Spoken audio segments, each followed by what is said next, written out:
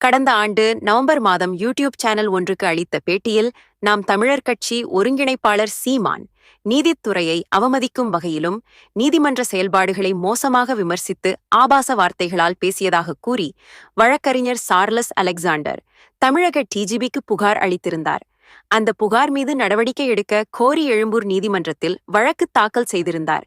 அந்த வழக்கை தள்ளுபடி செய்து எழும்பூர் நீதிமன்றம் உத்தரவிட்டது.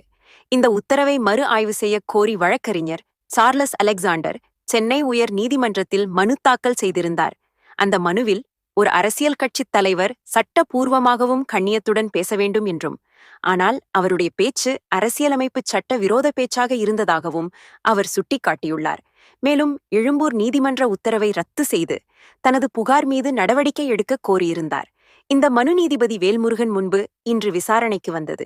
அப்போது காவல்துறை தரப்பில் அரசு கூடுதல் குற்றவியல் வழக்கறிஞர் சுகேந்திரன் ஆஜராகி வாதிட்டார்.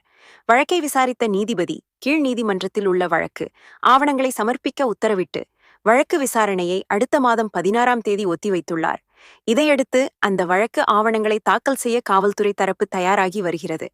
வழக்கு விசாரணைக்கு எடுத்துக்கொள்ளப்படும் பட்சத்தில் சீமான் மீது கூடுதலாக ஒரு வழக்கு பதிவு செய்யப்படும் என்பது குறிப்பிடத்தக்கது.